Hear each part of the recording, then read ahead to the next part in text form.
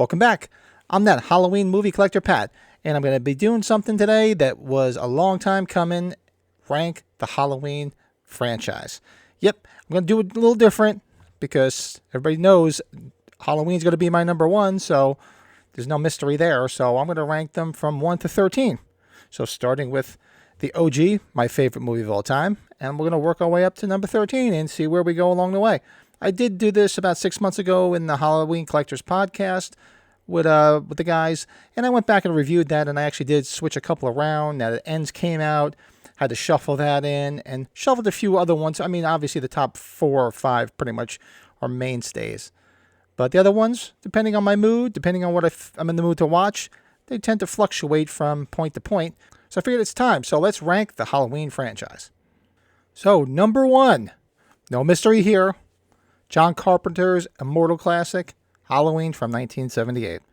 Saw this for the first time on October 31st, 1980 on HBO, and it's been my favorite movie since. I've been, well, just look around me and just talk to anybody that knows me, talk to my wife and my kids. It's been my favorite movie forever. There's not much I can say other than the fact that it's a perfect film. It's perfectly directed. The soundtrack is amazing. Cast perfectly. The mood, the atmosphere, the lighting, the kills, the theater of the mind kills where it's not such a gore fest. It tells a great story start to finish.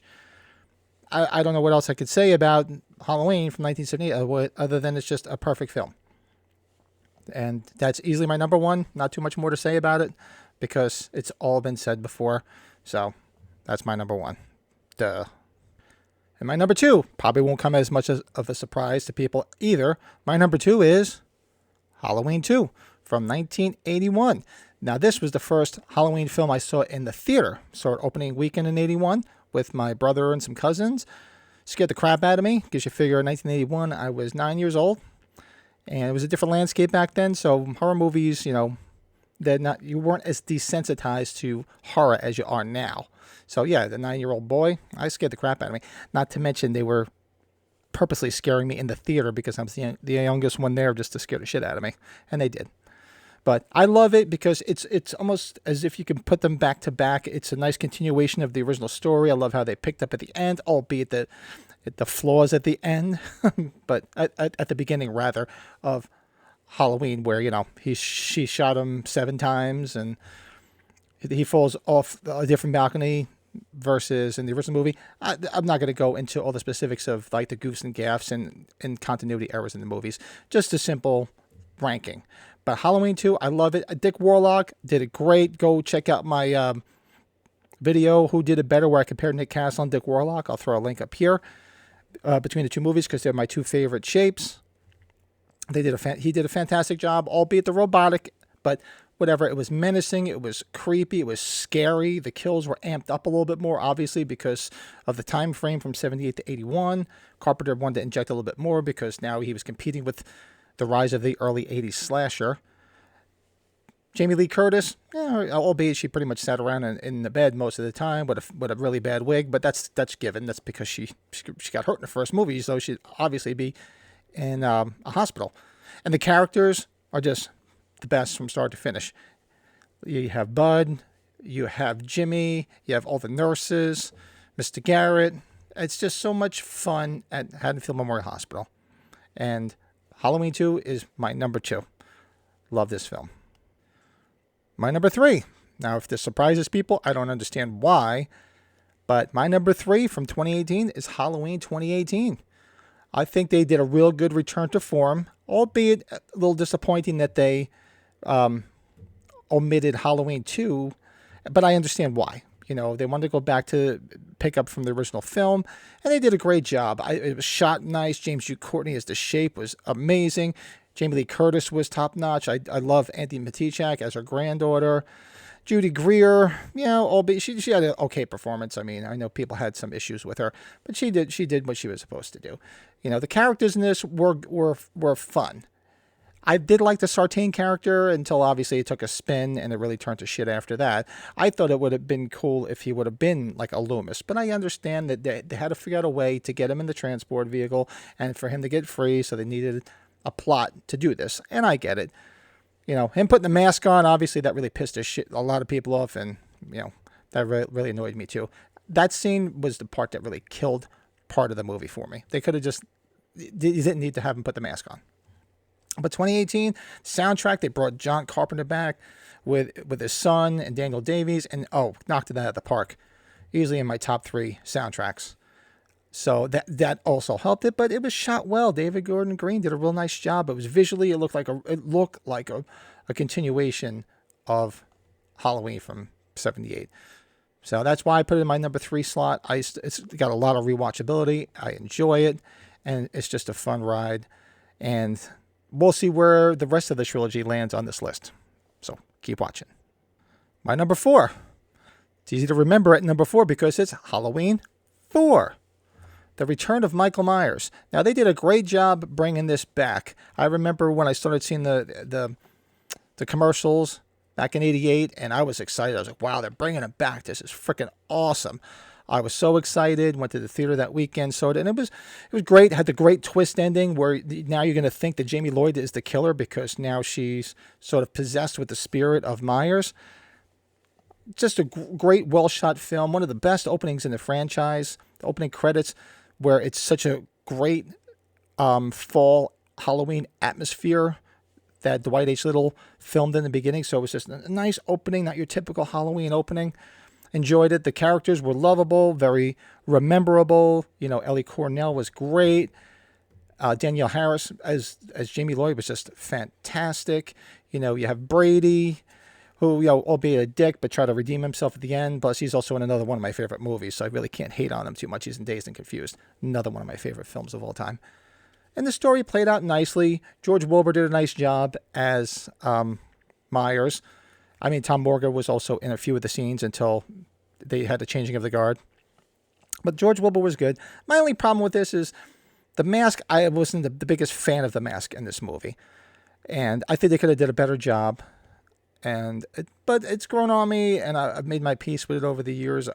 Because you saw the advertisement for Halloween 4. You saw the poster, and you saw that original iconic mask, and that's what you thought you were going to get, and you didn't get it. But albeit, it's a great movie, a lot of memorable scenes in that movie.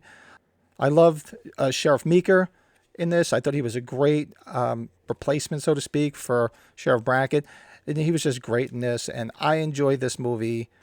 And it's a mainstay that I watch it a lot. And the soundtrack is good too, as well. Really, it's nice that they brought Alan Howarth back when they rebooted everything and went back and brought Myers back to life. Okay, my number 5. Now this is going to be controversial for some of you harsh critics of this movie from 1982, Halloween 3. Yeah, I know, it's ride or die with Myers. There's no Michael Myers in it. It sucks. It's trash. It's shit. I love it. Sorry. I was that boy. I was there in the theater in 1982 when I went to see this when it came out, and I was, where the hell's Michael Myers? But you know what? Over time, I grown to really, really appreciate the film. I love the film. I love Tom Atkins. I love Tommy Lee Wallace. I love the way it's shot. I like the story. I thought it would have been pretty cool if they had gone in that. I mean, I guess the anthology route at the time was probably too premature.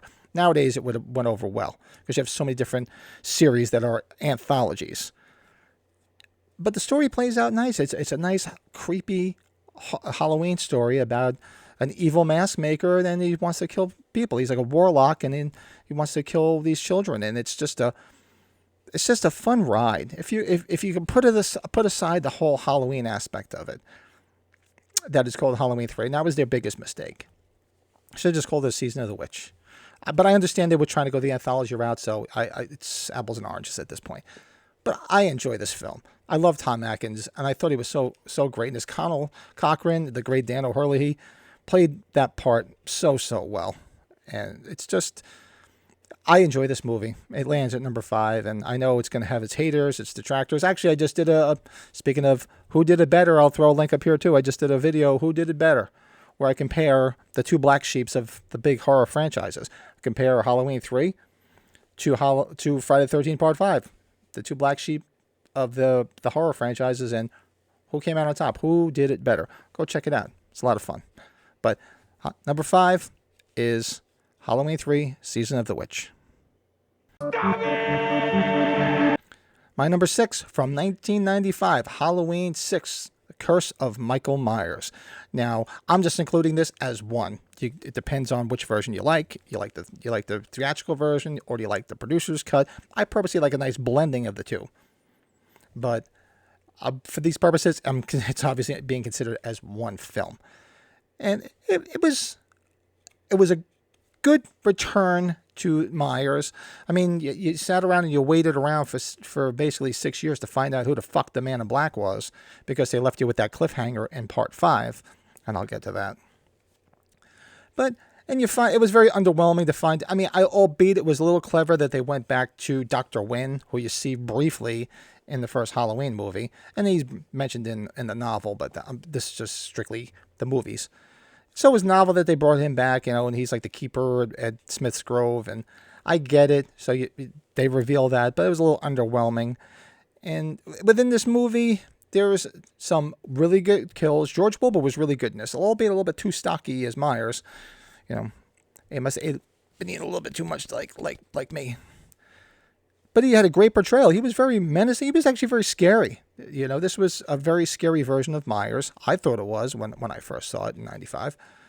The kills were good. The way it was directed was good. You had a young Paul Rudd, who I believe was at around the same time doing Clueless, like pretty much simultaneously. I love Clueless. That's another one of my guilty pleasures. But he was good as Tommy Doyle. It was nice that they brought the Tommy Doyle character back from the first movie. And it played out well. I mean, yeah, they had the whole aspect of, Jamie Lloyd having the baby, and it's, implied that it's Michael's child, and, there's a whole incest thing going on there, and you're just scratching your head like, well, did you need to really go in that direction? And also, you didn't have Danielle Harris back because of contract negotiations, that she didn't come back and reprise her role, and they pretty much unceremoniously killed her off in the first 10 minutes of the movie. So, yeah, it's got its flaws. It's definitely not perfect by no means. That's why it's landing at number 6. But it's an enjoyable film. If it's on, I'll watch it. It got a great score, so I can't knock that. And it's also nostalgic because, you know what? It's the last time we got to see Donald Pleasence, because he died at the very tail end of the filming. So it's nostalgic because you have, basically Donald Pleasence's swan song in the franchise. So it's sad on that part, and you can see he was a little old in the film, and he really had aged. But you know what? It's still a good movie. It's a good fun watch. Most Halloween fans enjoy this movie, and as I do, and that's why it's right there at number 6. Our number 7, another controversial film, and this is at number 7 and not the tail end of this list, simply because it's a guilty pleasure, and it's Halloween 5. The Revenge of Michael Myers. Now, this movie, yeah, it's a complete shit show. I'm not going to argue that. I'm not going to sit there and try to make it seem like it's a better movie than it is. It lands at number 7 on my list because it's very nostalgic for me. I was 18 at the time. I just got my license. I drove to the theater to see it. I remember listening to the soundtrack and driving around in my car. I had it on a cassette and everything. So it was a very memorable time. So that's probably why I have fond memories of this. And when it's on, it's a fun watch. You can actually laugh at it because there's such goofy parts of this. It's very odd with the whole Curse of Thorn tattoo on him, and where it basically leads to the problems you had in part 6. Because they created this whole Man in Black just basically as a filler and figured out, okay, let the next people worry about this, and we'll just make this mystery guy following Myers around. And you wonder how he got this tattoo. And of course, they had the scene that was originally there with the Dr. Death guy where the tattoo was put on Myers, but then Moustapha God didn't like it. They pull it out, and then they put this hermit in there. Okay, so did Michael just sit there and sleep for like a year, actually, and just lay there and just take a nap? It's like, what was going on? It's a lot of plot holes in this movie. It was supposed to be it's like a French noir film because it was from a French director. But it's got some memorable scenes in it, though. And some memorable characters. You have Spitz. I mean, yeah, Wendy Kaplan. Everybody. When I saw Halloween 5 in the theater, everybody applauded when Wendy Kaplan got killed as Tina because she was so goddamn annoying. No offense to her as a person or as an actress. But, yeah, she was just annoying. So everybody cheered. But you have Sam and Spitz. You have the whole scene at the Tower Farm. You have like the little kid Billy, who was supposed to be a BMX biker, but just turned out to be a kid with a really bad stuttering problem. But it was fun nonetheless. It's like I said, it's like comfort food where you just like to watch it. It's not a great film, and I'm not trying to make it out to be more than it is. I just enjoy it because it's a fun movie. It's got a lot of nostalgia, and it's got a pretty good score too, because Alan Howarth was there too. So I do enjoy the score. The opening credits pretty cool with the slicing of the pumpkin, which was actually a watermelon. If you watch the behind the scenes, it wasn't even a pump. Yeah, it was a watermelon. But fun film. You know, you hate on it all you want, but it had to land somewhere on this list. And when it's on, usually I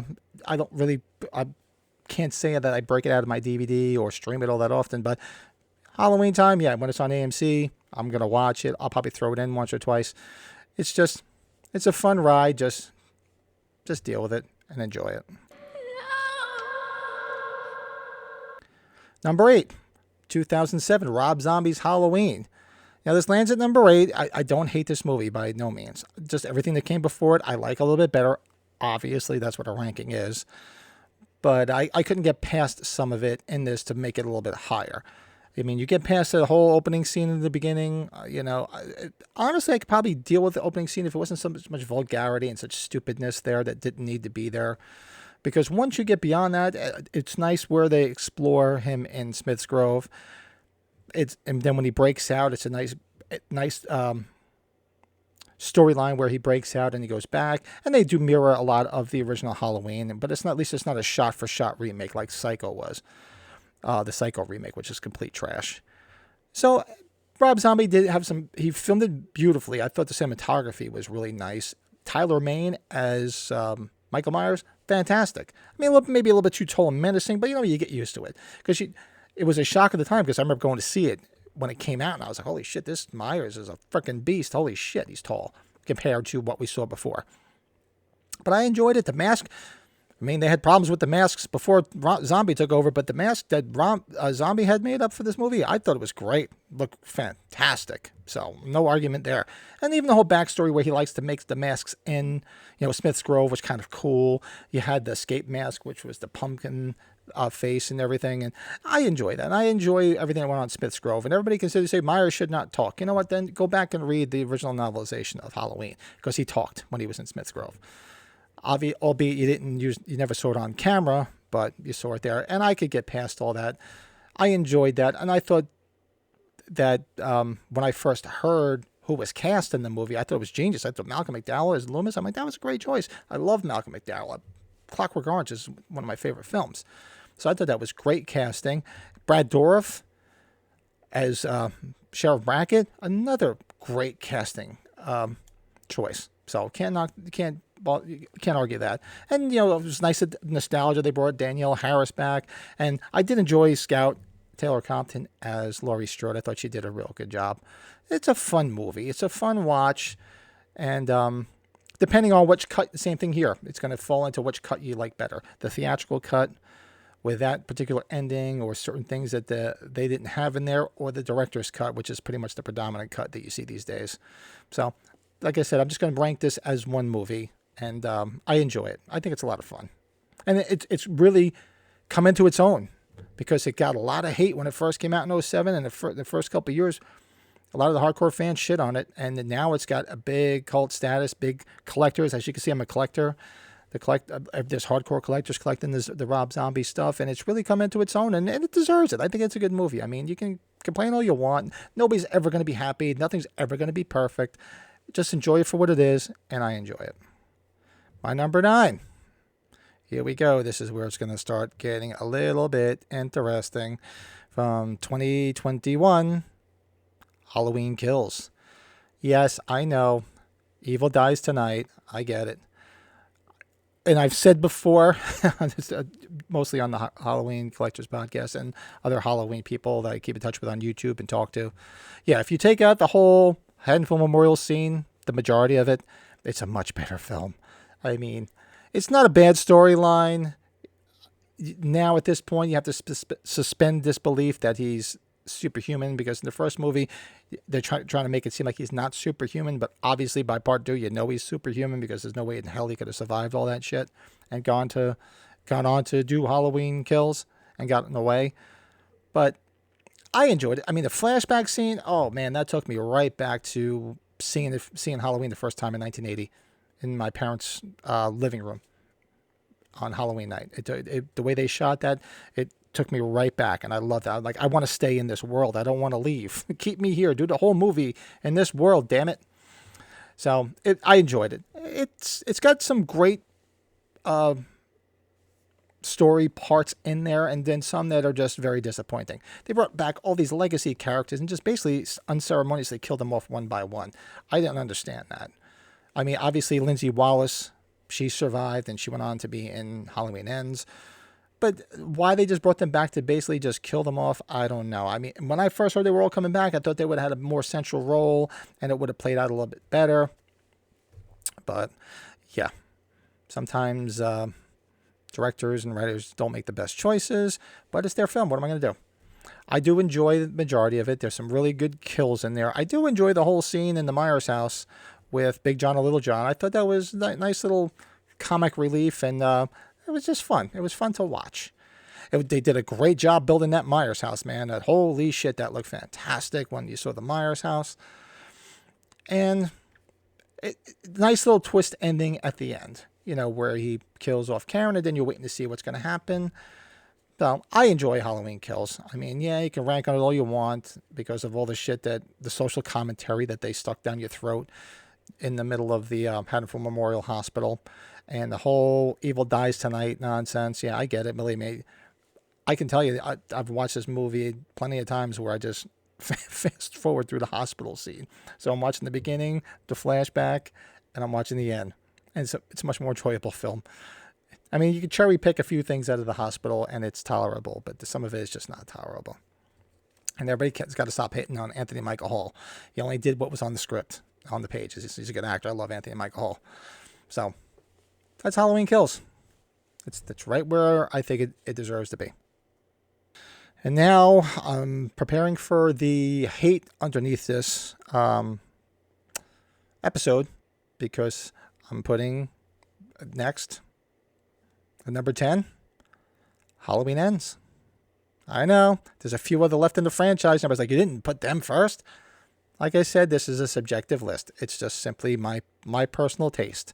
This is not gospel. And I did fight with where to put this on this list, because I do enjoy Halloween Ends rather. I'm disappointed, like most hardcore fans. I don't think it was the right way to end the trilogy or this version of Myers until whatever they decide to do down the road. But I was invested in the Corey character at first, because I was like, wow, it would have made a great episode if they have a Halloween TV series, sort of like Chucky or Crystal Lake Memories, where it's like different Halloween themed episodes and they play out a story where he's infected by Myers, keyword infected.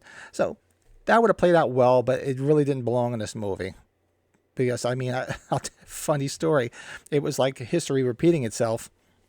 I'm in the theater in 1982 watching Halloween 3 with my friends, and we're all looking at each other like, you know, so we're about a half hour in, like, you know, where the hell is Michael Myers?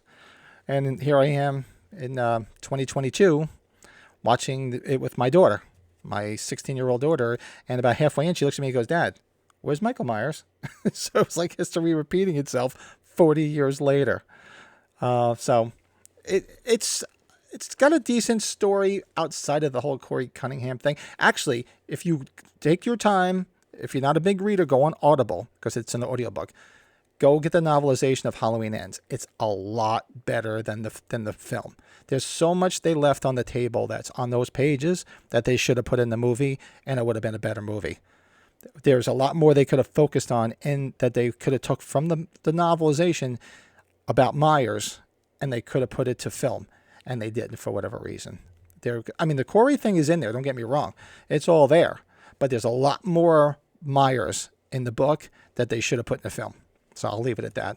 Go read the book, or as I usually do, I buy the books to put in the collection. I don't have time to read. I just listen to Audible. So I've listened to it on Audible. It's worth listening to because you'll be shocked at how much more is actually in that novelization that didn't make it to the film, and it's predominantly Meyer stuff. So, don't know. But it wasn't bad. I liked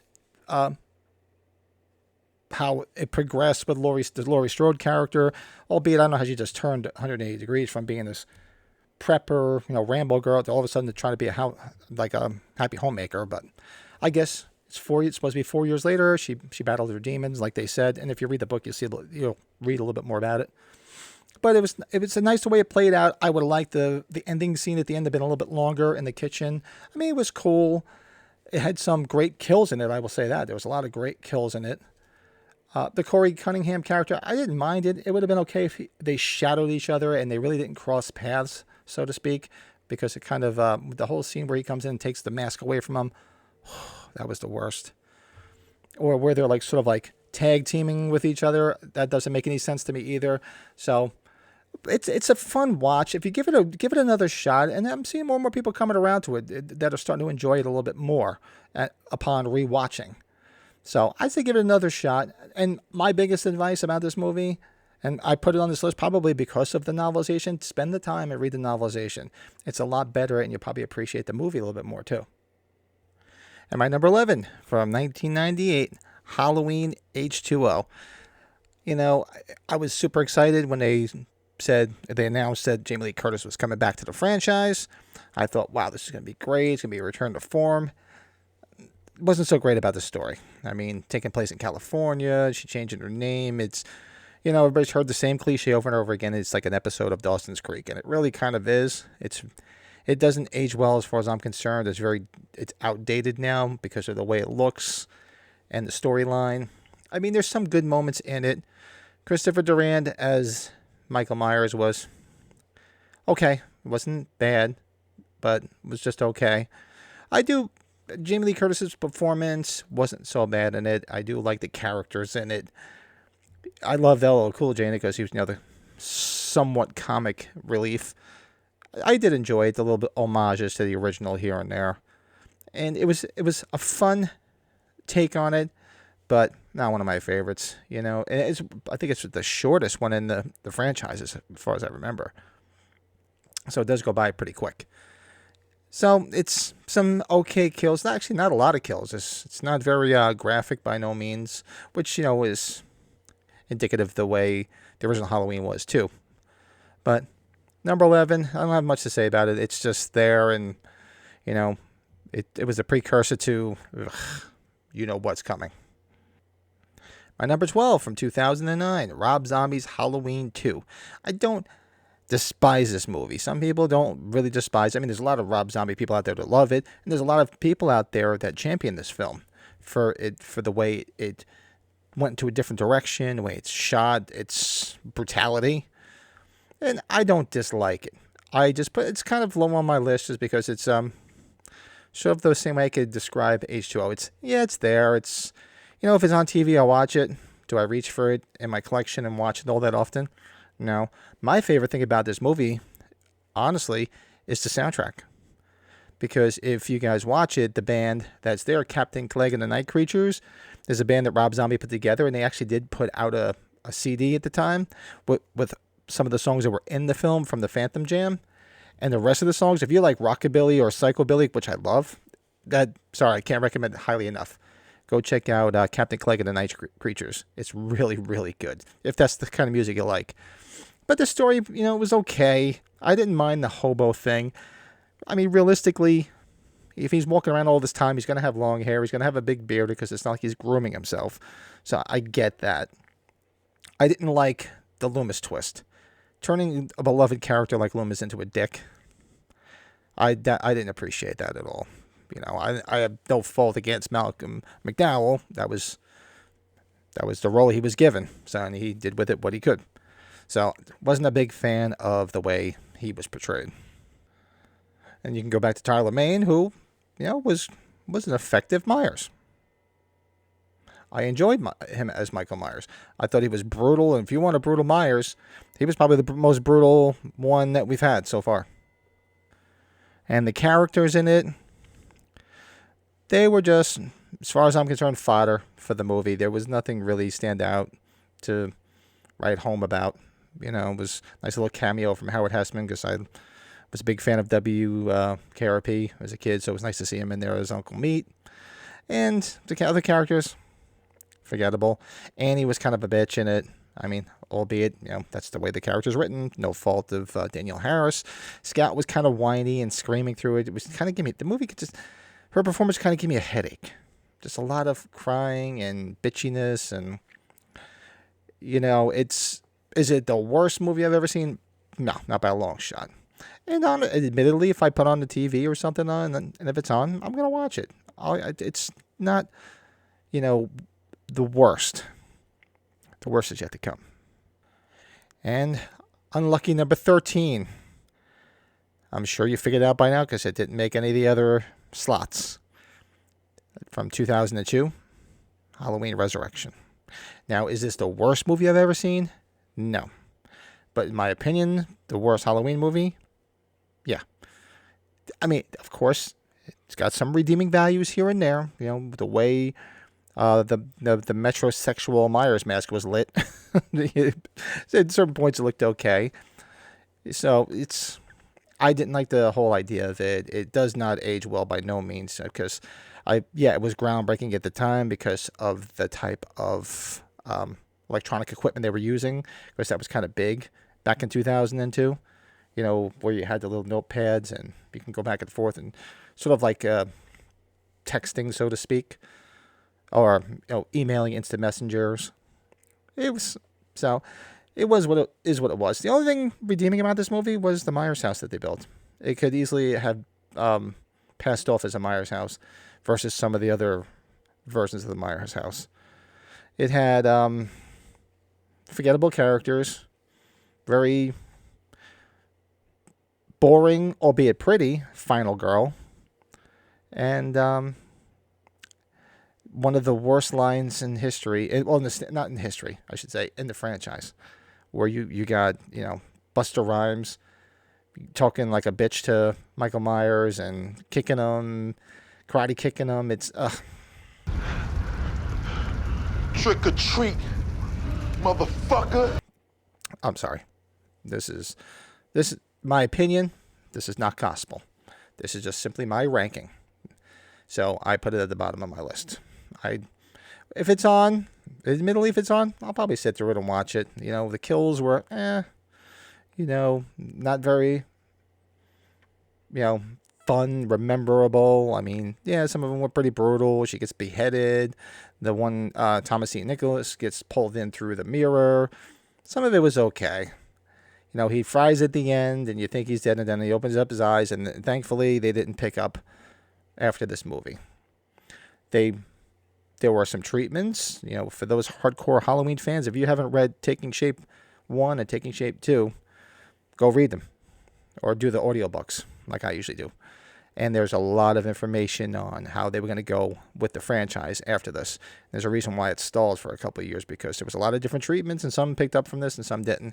It's a good read, or good listen, I should say, because I do own the books because I collect everything. But admittedly, I've never read them.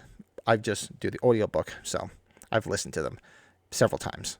So, very interesting. So that is my Halloween ranking from 1 to 13. I figured I'd just do it in reverse order because it's a no-brainer what was going to be number 1, but at least you got to see where I went from there. We went to the top of the mountain, and we rolled all the way down to the bottom of the hill. So that is my ranking as of 2023. Now, admittedly, things could change. I don't see the top 4 or 5 ever changing, but the other ones have changed. I went back to when I ranked the franchise probably about 6 months ago, maybe 6-7 months ago. It was before it ends, obviously. And I shuffled a few of them around from like 5 to 13. Well, 5 to 12, because ends hadn't come out. But now I had to filter ends in there somewhere. So I did some shuffling in. Just like everybody, you watch a lot of these Halloween franchise rankings or Friday the 13th franchise rankings, Chucky, any of them. People's rankings change. I mean, granted, maybe their favorites won't change. They'll always be at the top of the list. But it's always nice to see where other things factor in. And then when new ones come out, I had to do a new one because we had a Halloween Ends. Had to factor that one in. For you Scream fans out there, you're going to have to do a new ranking because you have to factor in Scream 6 after next month. So it's fun to do. It's fun to revisit this. And it's just a cool exercise to do. And hopefully you enjoyed it. I enjoyed revisiting all these movies because they're my favorite, as you can see.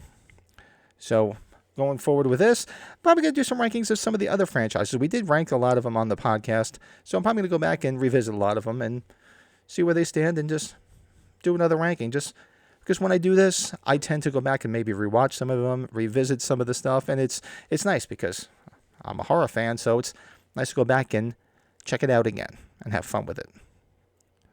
So there you have it. So I hope you enjoyed this ranking video. Check out some of the other stuff on this channel. If you'd like to see my Halloween collection, go check me out at That Halloween Movie Collector on Instagram, where my collection is and updates about this channel. Anytime I buy something new or pick up something that's vintage, that's where I usually post it. So if you're a collector and you're interested, by all means, go check it out. If you like, every Sunday night, we'll be doing That Horror Movie Podcast on this channel with my good friends Joe and Brett. And it's just going to be a lot of Halloween content, horror content, movies, some craft beer reviews, collectible spotlights. We're going to spotlight stuff from our collections.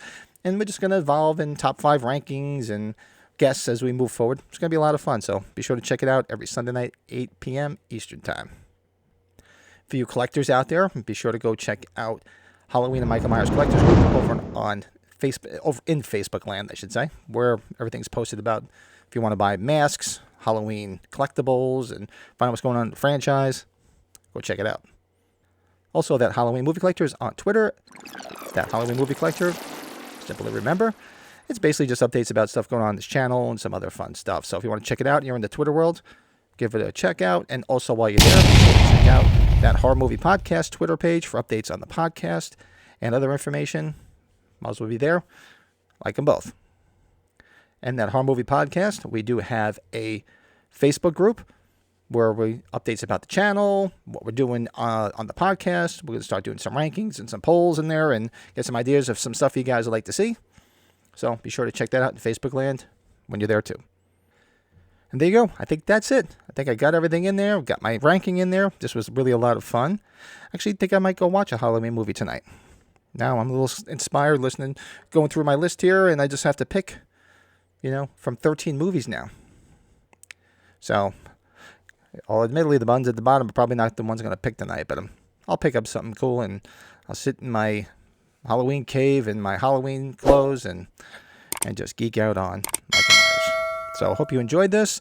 Be sure to like and subscribe to this channel. Be sure to do me a favor, hit that like button because it helps people find this channel. Tell people about the channel. Tell your friends about the channel. Talk about it in your sleep. Make sure you tell your enemies about it. And make sure you annoy the shit about your neighbors about it too and yell at them. And if they're not listening, just make sure you yell at their dog and make sure their dog's listening too. But until then, I'll talk to you soon.